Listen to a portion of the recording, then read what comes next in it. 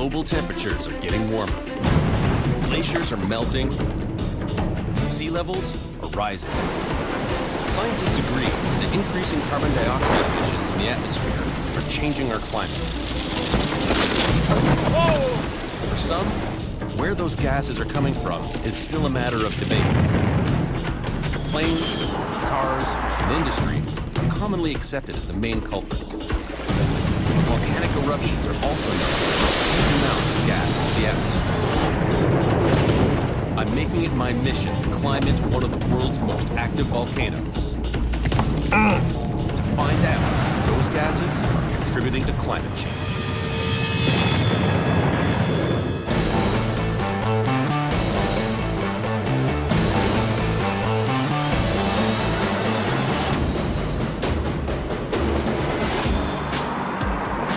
It blows me away every time I see this many cars. And this is just one highway in one city. How much carbon dioxide are we putting into the atmosphere? But it's not just us. There are other more natural sources of greenhouse gas as well. Things such as melting permafrost and cow farts, believe it or not. Some people even say that the volcanoes of the world are creating more greenhouse gas than all of the human activity combined.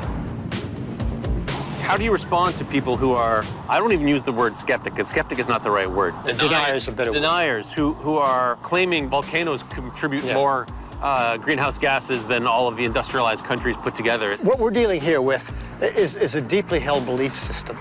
It could have elements of political persuasion.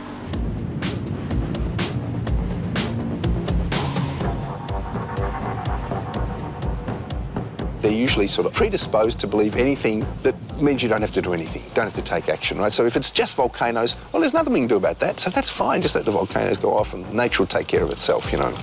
At any given time, there are 50 to 60 active volcanoes around the world.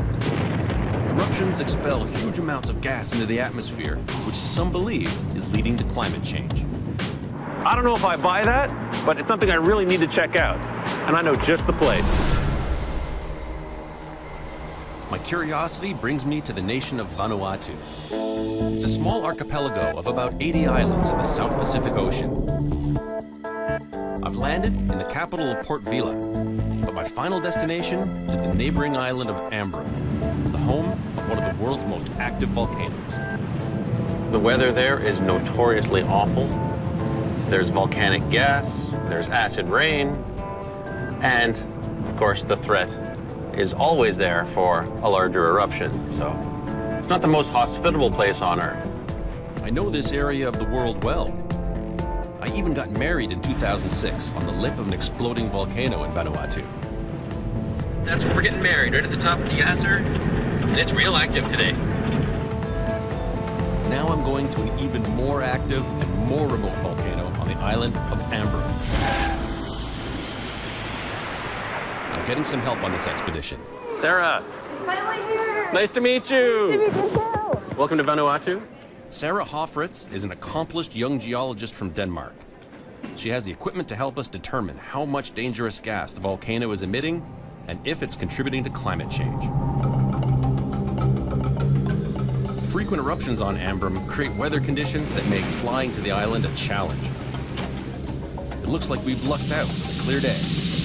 The trick is it going to be clear on Ambrym? Typically the place is shrouded in cloud a lot of the time. So I've got my fingers crossed. I'm very hopeful. So far, so good.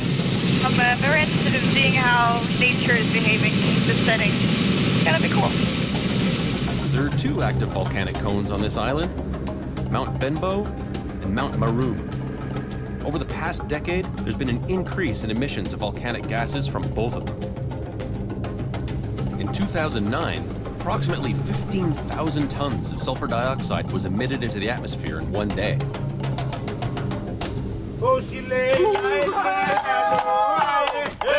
Despite the danger of these frequent eruptions, almost 9,000 people live on the island of Ambrym. To them, the volcano is a part of life. Before we head to the summit, Sarah and I want to gauge the effect the volcano is having on the local village of Endu. Is this your drinking water? Yeah. This water has a source right up on the mountain. And is it from a well? No, or a spring? It's spring water. Spring water. Yeah. During major explosive eruptions, huge amounts of volcanic gas, including sulfur dioxide, get ejected into the atmosphere. Large clouds can pollute the air downwind of the volcano, and when mixed with moisture, can lead to acid rain. This contamination has harmful effects on water supplies for people, plants, and animals. Sarah came equipped to determine if this community is at risk. Today, we're testing the drinking water. What do we have here? This is a conductivity meter, and that will tell me how many ions in the water. 270. Yeah, 270 microsiemens. So that means there definitely is some ions in the water. Very likely some sulfur and some fluorine, which is still rather high. To put it into perspective, pure drinking water typically contains less than 5 microsiemens of concentrated minerals. This town's water is over 50 times that amount. Drinking contaminated water can damage teeth and bones. A recent government of Vanuatu report predicts a dire future for the island as future eruptions and resulting contamination from acid rain is almost certain.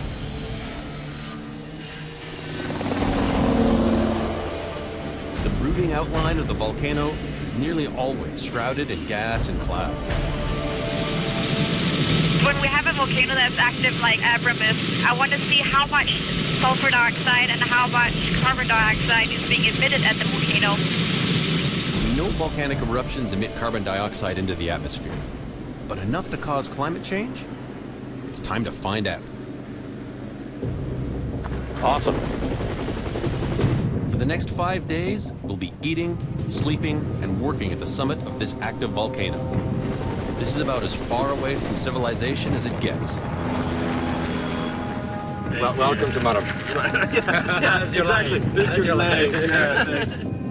The summit of a volcano is one of the most dangerous places on Earth. The air is heavy with a mixture of gases, and when inhaled, it can be deadly. The conditions up here are so bad, I'd say the only place you'd find them is on another planet. Our guide is Jeff Mackley, nicknamed Danger Man. He was the first person to explore the depths of this volcano. The camp looks like it's taken a beating. Hey, George. Yes? This is your tent?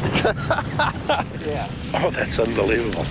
When you've got hurricane force winds mixed with very sharp gravel and high strength sulfuric acid, it's like somebody firing a fire hose full of gravel and sulfuric acid at you, and that can go on for a week. The condition of this tent is a testament to what the weather can really be like up here. Extremely high winds, sandblasting with all this volcanic ash and gravel, and of course, the acid in the atmosphere has weakened this material down to nothing. It may be dangerous at the summit, but tomorrow we'll climb down into the belly of the beast. You can feel the heat all the way from up here. It's very violent. Boiling pools of lava and seemingly endless plumes of gas await us at the bottom of the crater. But I need to get closer to the volcano to find out more about the gases it's emitting. And that's where the real danger is.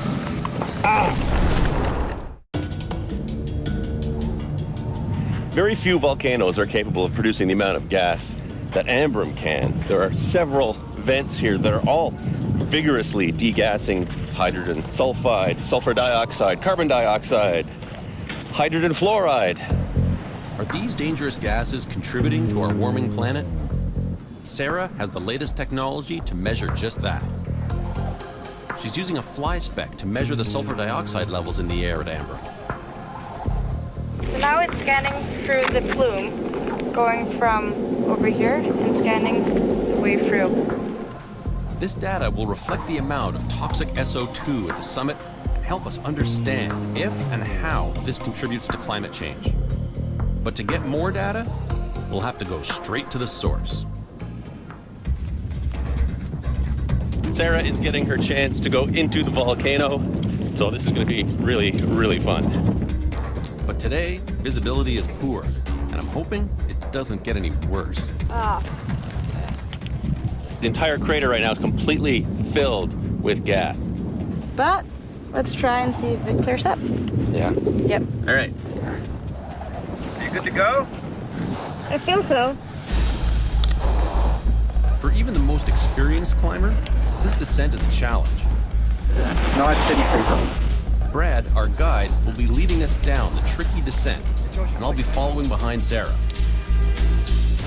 With almost a straight drop of 1,200 feet to the bottom, a lot could go wrong. To get down to the bottom, it's so deep that the ropes just are not going to be long enough, so we have to do a multi-stage rappel in 3 different steps. Can you imagine all this used to be covered by rock, and then it had this big explosion, and now we're just in the hole of it? Now that Sarah has safely reached the 100-yard ledge, I can start my descent.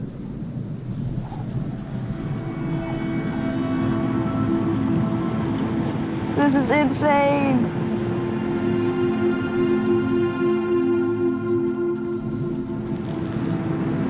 It's beautiful. You know, everything around here is trying to kill you, but apart from that, it's great. The weather is closing in, making it hard to see where we're climbing. Not feeling very confident about this.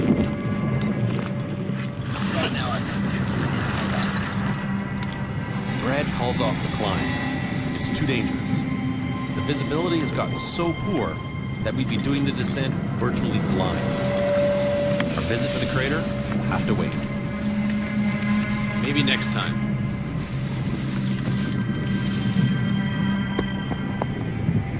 Visibility has dropped down tremendously, which is never a good thing around here. And I'm starting to feel some drizzle coming in, which usually leads to torrential rains and storms.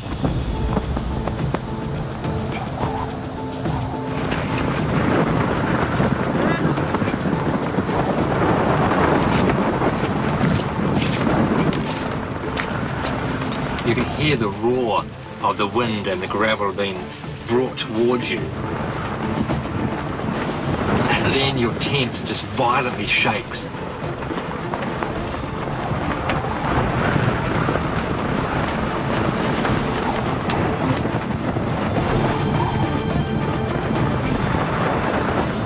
And it just keeps battering and battering and battering your tent until, you know, bit by bit there might be something that comes loose.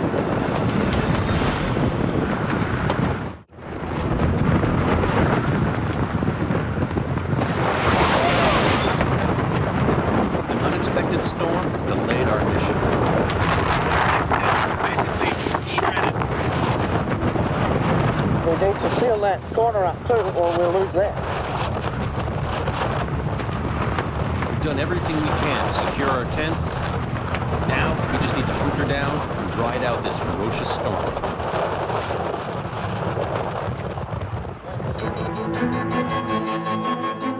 It was a tough night, but by the morning, it's over. Now we have to get back to work, which means getting to the bottom of the crater, poor visibility or not. Sarah isn't joining me on my descent today, as last night's storm took away her valuable research time. The goal is to get all the way to the bottom, 1,200 feet, gather some rock samples for Sarah, and get some thermal imagery of the lava lake itself. Big day today. Rock and roll.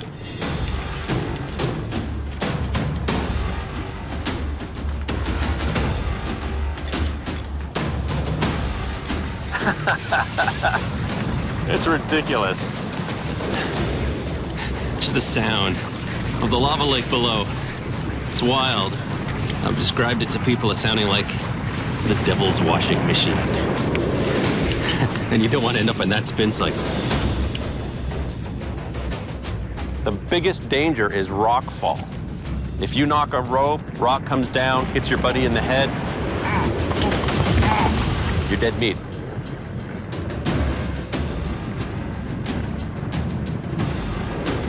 Trick is slow and steady, nice and safe, because anything and everything can go wrong here.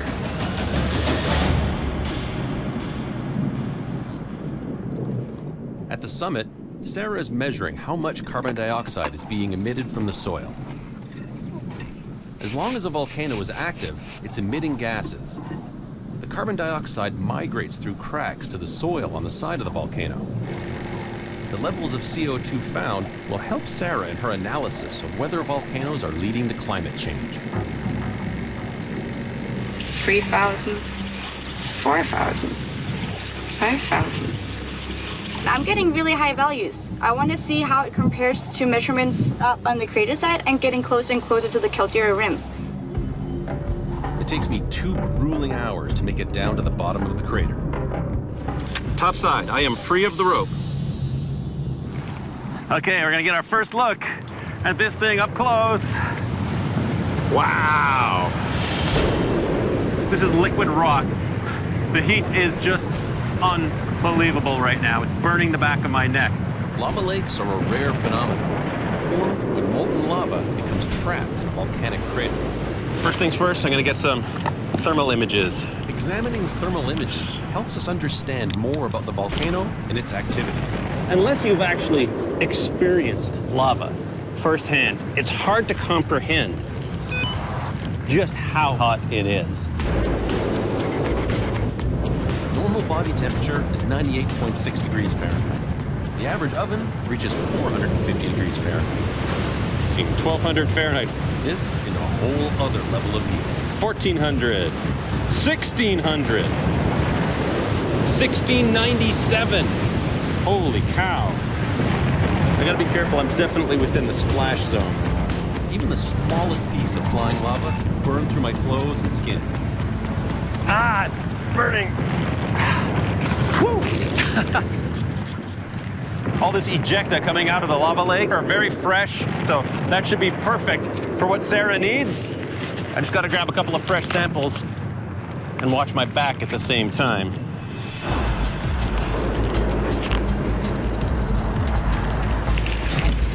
It's really scary turning your back on this thing.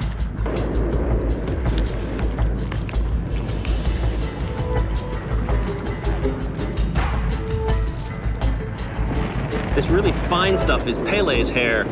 When the bubbles on the lava lake burst, they form these tiny little hairs and they'll drift all the way up to camp.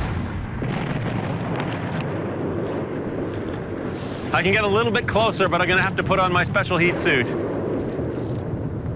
It's a good thing I came prepared. This suit can withstand temperatures up to 3,000 degrees. I think I'm ready. If you want to get a really good view, you have to be protected. Otherwise, the radiant heat is just too much. Wow. That is about as crazy as it gets. My big concern right now is watching for pieces of lava splashing up. Wow. Here's some big pieces coming. Big pieces coming. I can't leave before collecting some samples for Sarah. Oh, here we go. Here's a really fresh piece, still glowing hot. Oh. Even with the gloves. Today was a success. Got up close, got some really good samples, some good thermal data. The newly formed lava samples will give us the most accurate results about their chemical makeup and indicate the quantity and types of gases being emitted. This will help Sarah determine if volcanoes are contributing to climate change. It's just, really, it's not like anywhere else. This pit, you expect the devil himself to come jumping out of it. I got some goodies for you. These are the ones that were fresh out of the volcano. They were so hot. So this is the newest rock on Earth. You want it fresh? I got you fresh. We've now collected data from the summit and straight from the lava lake in the crater. If this volcano is having any effect on climate change, we'll have the numbers to prove it.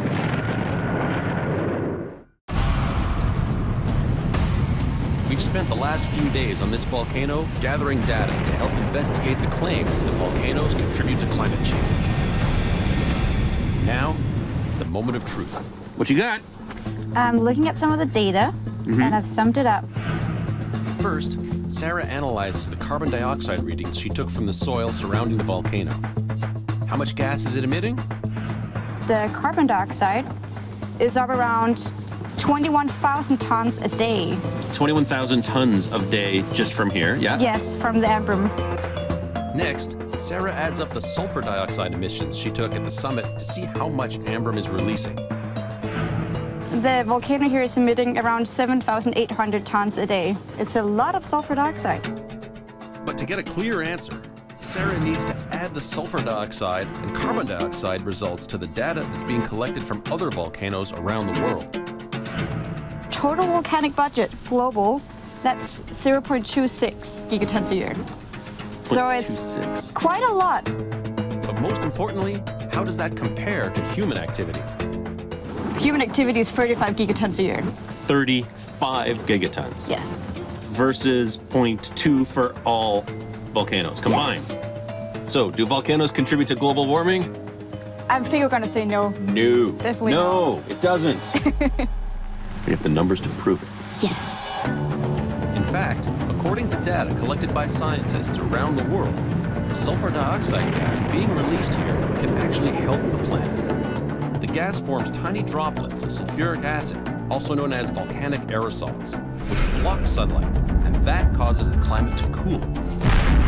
After large eruptions like Mount Pinatubo, Mount St. Helens, detectable drops in temperature were found around the world due to sulfur dioxide and other aerosols in the atmosphere from these eruptions. Even with all this unimaginable heat, power, and gas that comes out of not just this volcano, but all the world's volcanoes, the amount of greenhouse gas that comes out of them only amounts to about 1% of the total greenhouse gas emissions into the atmosphere. Whew. The rest comes from us. Volcanoes are not to blame. We have volcanoes to thank.